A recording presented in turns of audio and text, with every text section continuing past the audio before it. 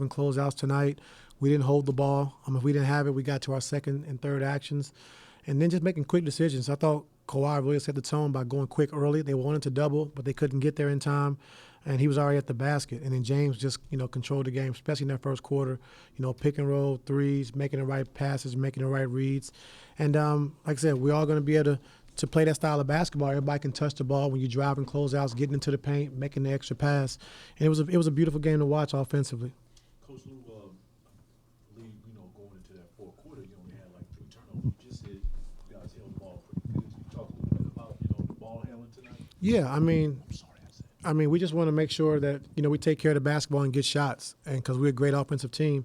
And so, we had 5 turnovers before. That last one was Zoo at the end of the game, and then, Bones held the ball at the end of the game. So, if we have 5 turnovers, we should win the game every single night because we're too good offensively. And so just taking care of the basketball, I thought James did a great job of just controlling the tempo, controlling the game all night. And, we was able to really be good offensively tonight. And so it was really good to see. Is Norm okay? Getting reevaluated, not sure.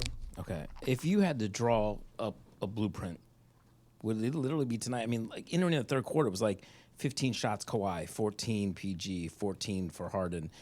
Was there anything that if you had the nitpick, like there was something that maybe you could have worked on better? Defensively. But, it was a point where we just, we was up 18, 20 points, and we didn't want to come double-team Fox and give up threes and let them get back in the game. So we just thought his twos wouldn't hurt us as long as we kept scoring. And so defensively, we would have done a better job with that if, the game was tight and close. So it's a fine line if you want to come and double, and now you want to give up threes to Harrison and Herter and those guys, or you want to just make him play, taking tough twos in the paint, which a lot of them wasn't tough, but, twos in the paint, and then just kind of go from there. So that was my decision, just to, just keep it as is. We'll be okay as long as we keep scoring, keep it, 16, 18 points, and we'll be fine. Was there anything you did tonight to get James going like that, being more aggressive and looking for a shot?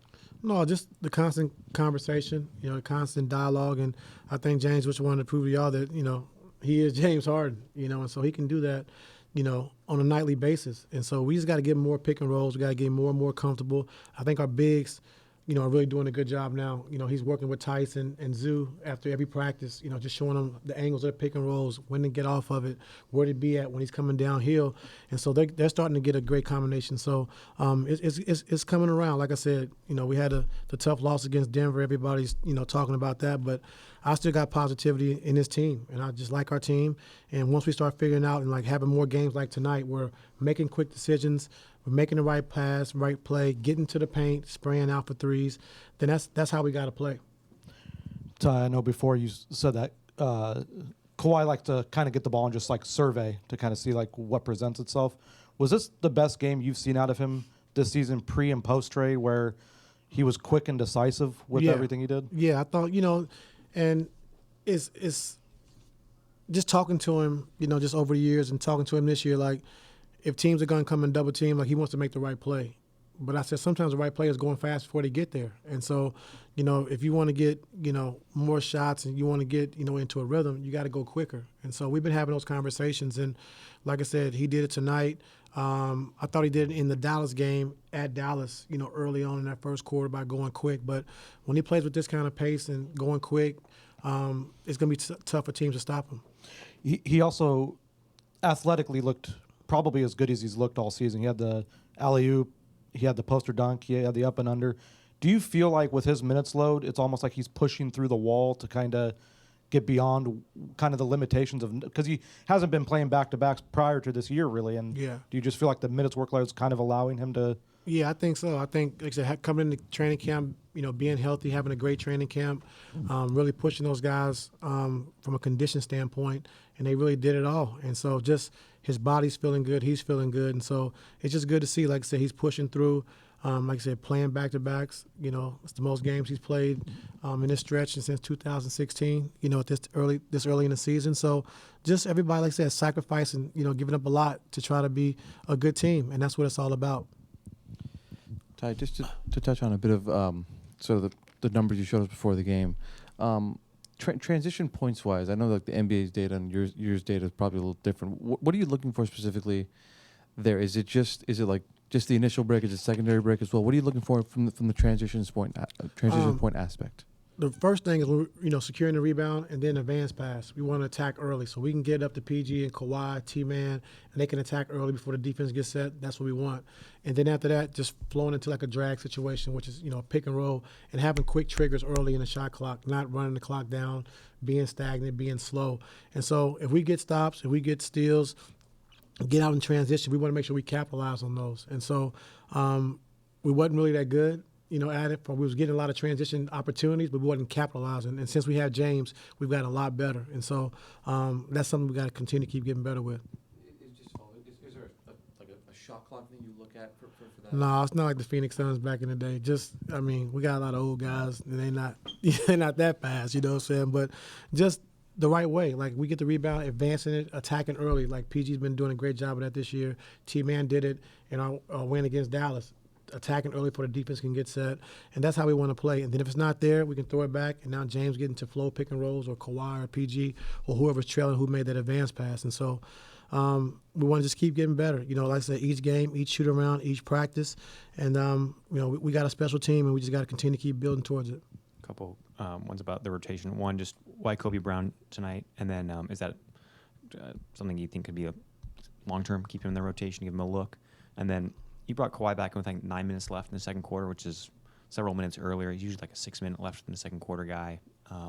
Was that something just related to game flow, or are you trying to give him maybe a little bit of a longer runway to get going before halftime? Yeah, Kobe's going to be in the rotation, giving him an opportunity and, see what he can bring, to the table. And like I say, he's a good shooter. He's good defensively, plays hard, and just, give him an opportunity. And so I thought he did a good job for the first time tonight. Kawhi, it was just more of a feel, like the flow to the game. And I wish I didn't have to bring him back tonight, but it got to 13 with 6 minutes to go in the game. So we had to bring him back in the game. So, just more so just the flow of the game and just, how it was is the reason why we brought him back early.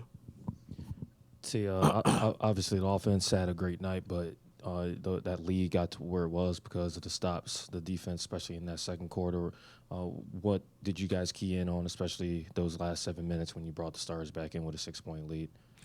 I thought it got, in the fourth quarter, I thought Fox, started going one-on-one, attacking us, getting downhill. But we didn't want to blitz. We didn't want to fire and start being in rotations and giving up threes. When you're up 16, 18 points, it's kind of a fine line of when you want to double and get it out of his hands. But if it was a close game, it would have been different. Like, we would have definitely, tried to get the ball out of his hands as best as possible. But I just thought to start the game, we was locked in, understanding, being on bodies, having a physical presence defensively, 1 through 5, not letting those guys get back cuts, get layups. And we did a good job. I don't think they got one all night from Sabonis, as far as cuts and, slips and things like that, which was good. And, I think starting the game, going under on their pick and rolls to keep them out of the paint, I thought was good for us. And so we changed defenses a couple times in that first half, and our team did a good job with understanding what we were trying to do. And so that was a lot different from the Denver game.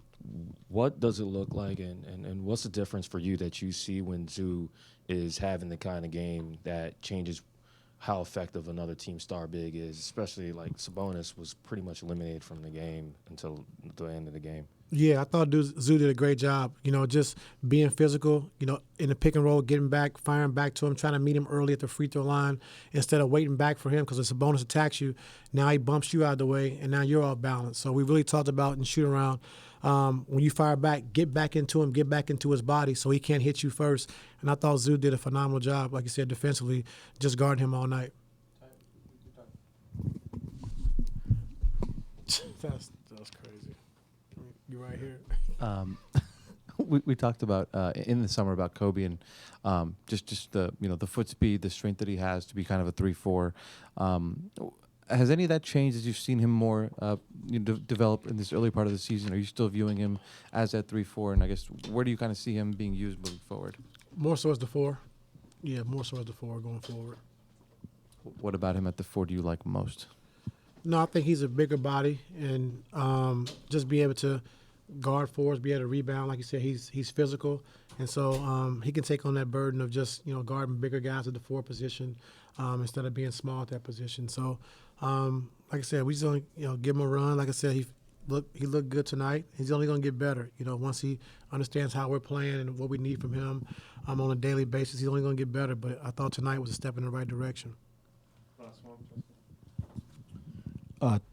You played the starting unit 28 minutes together tonight. I'm kind of wondering, is there some level of concern, however minimal that might be, that you might have to be leaning on them too much to kind of pick up some of the slack of bench rotations that aren't able to extend or even hold the length of leads that the starters have been giving them? No, I wouldn't say that. I would just say it's more so the flow of the game. I think, you know, the bench has done a good job of winning some games for us as well, you know, and so it's just kind of how the flow of the game goes and what we need at the time, you know, and so I wouldn't say bench or starters. I would say, like, the bench units did a great job for us, you know, this year and last year and in the years before that. So it's just more so the flow of the game, how the game's going, and who we need on the floor at the time.